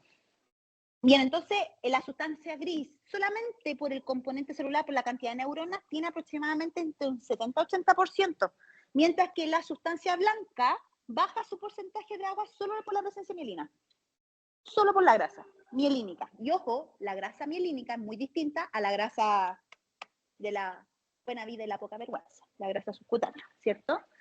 Ahí les dejo un poco de reseña en resonancia que consecuentemente van a deducir por escáner de acuerdo a la densidad de atenuación que se produce en esta modalidad, ¿ya?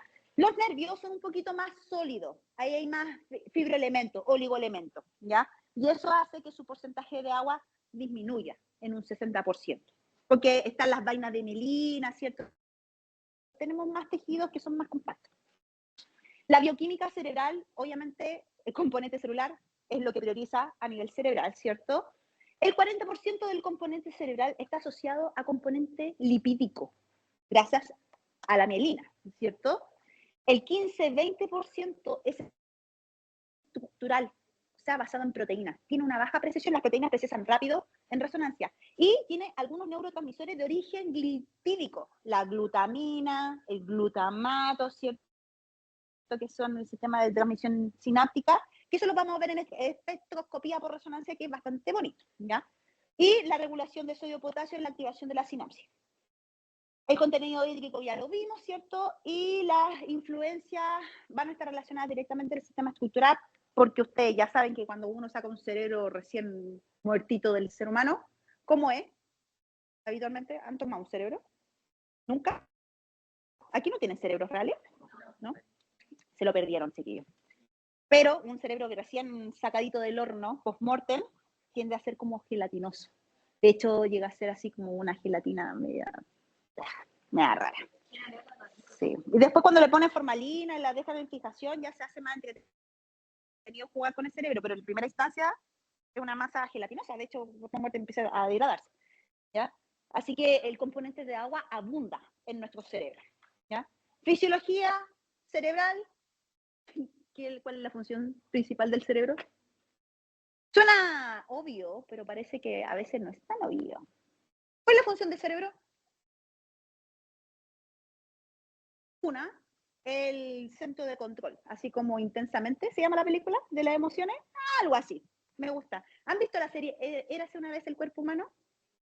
Es súper antigua, eso se me cayó carne. A ver, yo veía esa serie, que es una serie de el cuerpo humano y cómo se ve adentro. Entonces, si pueden buscar en YouTube, está la parte del sistema nervioso, es súper entretenida, ¿ya? Conducción nerviosa, mielinización para la activación sináptica por neurotransmisores, ¿ya? En el fondo, nuestros pensamientos y lo que nos queremos bacán a nivel mental no es más que una buena transmisión sináptica. Fin. El cerebro no tiene otra función más que generar una interpretación personal e individual de la experiencia nativa de mamíferos superiores que somos nosotros. O sea, no le crean a su mente. Y como les dije la otra vez, no le crean a su mente cuando está en estado emocional alterado, porque neuroquímicamente está desequilibrado.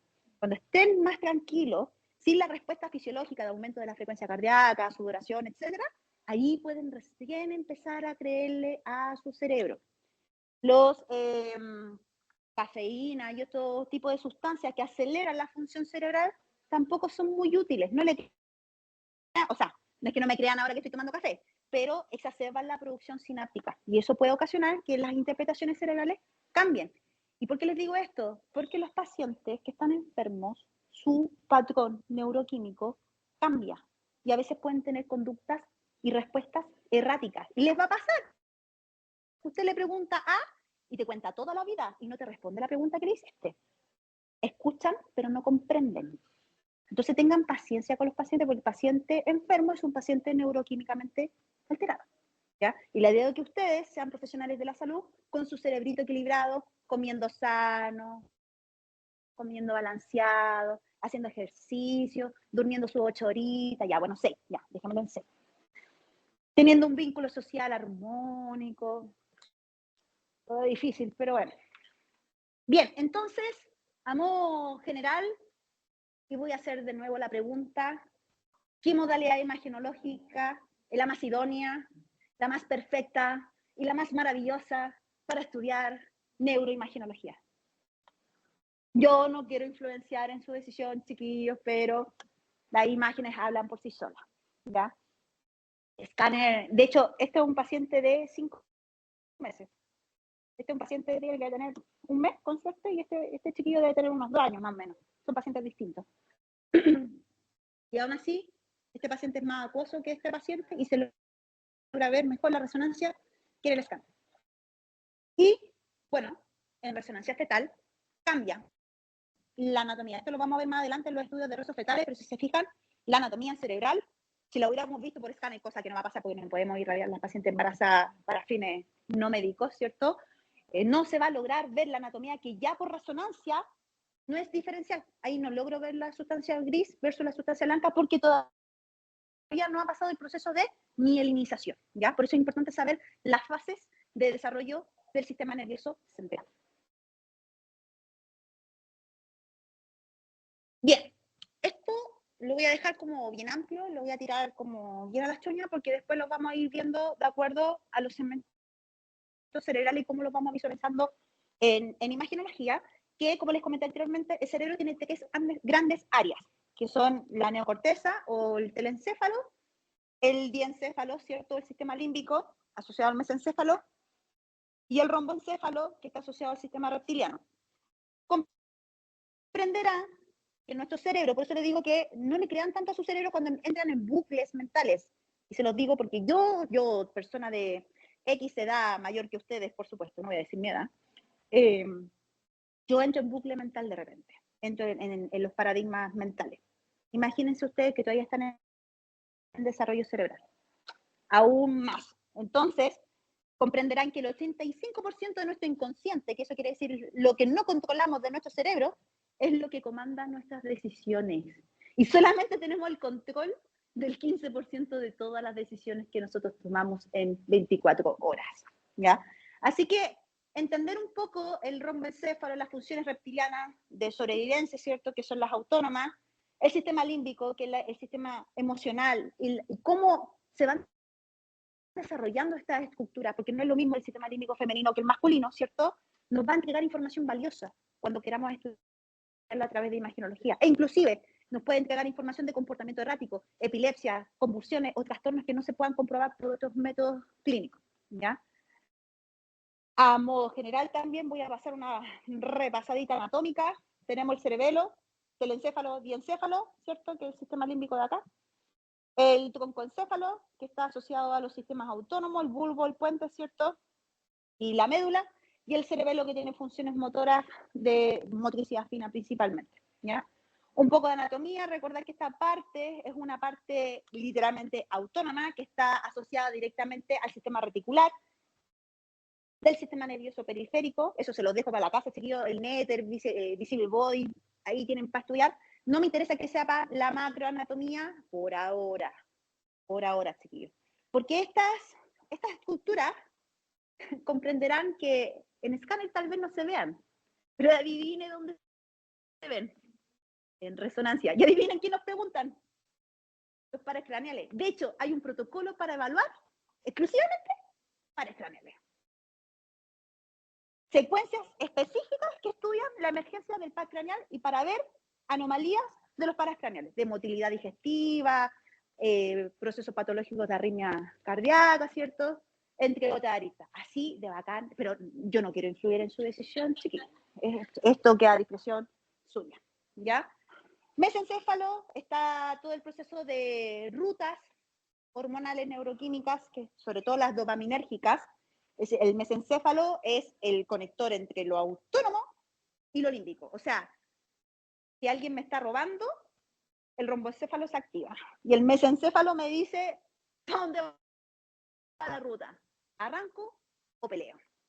Y ahí, dependiendo qué es lo que le responde el sistema límbico, el mesencéfalo le entrega información al romboencéfalo, ¿ya? Esas cositas las vamos viendo con tiempo, con tranquilidad. Esta parte me la voy a saltar un poquito. Recordar también que, como vamos a ver en la próxima clase, la migración, el proceso de migración celular del sistema nervioso se da de centro a la periferia. ¿Y por qué se da de centro a la periferia? Porque el cerebro crece de menos a más. Cuando empieza a crecer de menos, lo primero que crece y madura es el sistema límbico, que es de los mamíferos inferiores, ¿ya? Es por eso que el perro sabe cuándo lo van a atacar, es por eso que el perro sabe cuándo puede dormir con la guatita arriba o cuándo tiene que dormir en alerta, ¿cierto? Porque ellos, al igual que otros mamíferos, tienen el sistema límbico desarrollado. Y a mí me llama mucho la atención que el humano no sea capaz de controlar ni predecir el sistema límbico. Tenemos que aprender a ocupar nuestro sistema límbico. Creerle al cuerpo. El cuerpo tiene memoria, chiquillos. Bien, y la neocorteza, que es el área del pensamiento, pues aquí es cuando digo, yo soy, y me identifico como ser humano. La corteza prefrontal, junto con otras zonas, como el sistema cingulado y el segmento hipocampal, están relacionadas con los sistemas límbicos asociados a la respuesta de memoria a largo plazo. Y esa es la que nos permite decidir. De hecho, el hipocampo es súper importante porque ahí se albergan las cosas que le gustan y las cosas que no.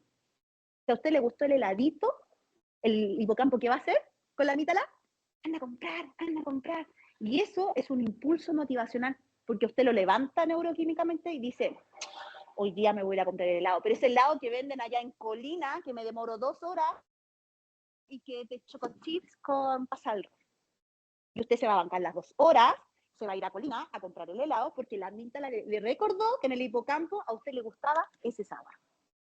Ahí uno se hace la pregunta si realmente está pensando como realmente tiene que pensar o es una respuesta neuroquímica por un patrón externo, como corrientes electromagnéticas, por ejemplo. Ahí se la dejo. Y creo que era eso nomás.